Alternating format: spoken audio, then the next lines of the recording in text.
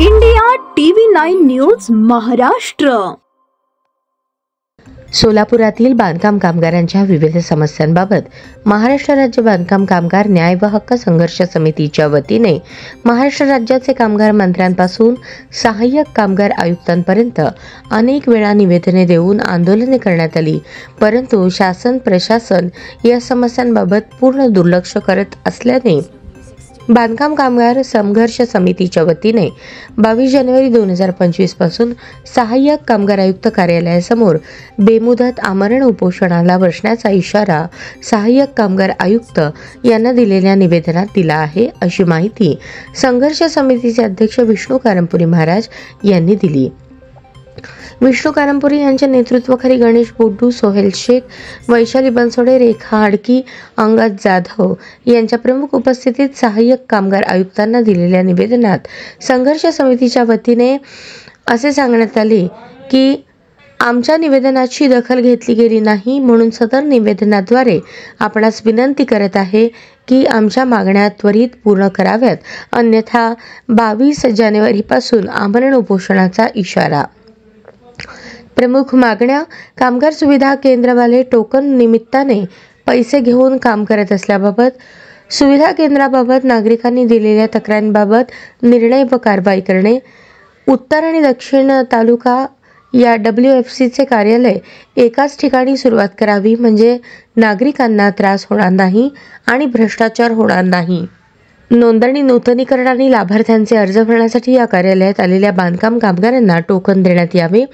भांडी वितरणासाठी कामगारांना मागणीप्रमाणे सहाय्यक कामगार आयुक्त कार्यालयामार्फत टोकन देण्यात यावे. 90 दिवसांचे प्रमाणपत्र दिलेले ठेकेदार सुद्धा स्वतःचे बांधकाम कामगार म्हणून नोंदणी आणि लाभ घेतलेल्या ठेकेदारांची चौकशी करून कारवाई करण्याबाबत गेल्या वर्षभरापासून ग्रेस पिरियडमध्ये प्रलंबित नूतनीकरण लवकरात लवकर करावे.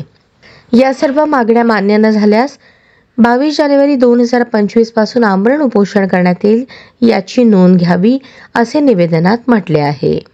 महाराष्ट्र सोलापुरातील बांधकाम कामगारांच्या समस्याबाबत सहाय्यक कामगार आयुक्त, त्याचबरोबर कलेक्टर, कामगार मंत्री, कामगार राज्यमंत्री, अप्पर कामगार आयुक्त, कामगार आयुक्त महाराष्ट्र राज्य, अशा अनेकांना आम्ही निवेदन दिलं समितीच्या वतीने, पण त्या समस्याकडे पूर्णपणे दुर्लक्ष होत आहे. समस्या राहत आहेत, समस्या वाढतच आहेत. कामगाराचा लूट थांबत नाही, कामगारांना सुविधा मिळत नाही, उलट सुविधा व्हावी म्हणून जे प्रयत्न शासनाने केले त्याला अडथळा निर्माण होत आहे. अशा परिस्थितीमध्ये आम्ही आज बांधकाम कामगार संयुक्त न्याय व हक्क समितीच्या वतीने सहाय्यक कामगार आयुक्त श्री गायकवाड साहेबांना निवेदन दिलं की या 2 दिवसामध्ये आमच्या समस्या जे सांगितले ते सोडवा, कामगारांना सुलभ सेवा द्या, कामगारांना मोफत सेवा द्या, अन्यथा 22 जानेवारी रोजीपासून सहाय्यक कामगार आयुक्त कार्यालयासमोर आमरण उपोषण बसण्याचा इशारा निवेदनाद्वारे दिली आहे. त्याचबरोबर या व्हिडिओद्वारे आम्ही देत आहोत की या बाबतीमध्ये ताबडतोब याच्या सुविधा सुधारणा झाल्या, कागदावर फक्त ऐकून किंवा सांगून नाही, प्रत्यक्षात सुधारणा झाली तर आम्ही स्वस्थ बसणार, नाहीतर आमरण उपोषणाचा इशारा दिलेल्याप्रमाणे आम्ही उपोषणाला बसणार. अशा प्रकारचा या ठिकाणी आम्ही बांधकाम कामगार महाराष्ट्र राज्य न्याय व हक्क समितीच्या वतीने निर्णय घेतलेले आहेत.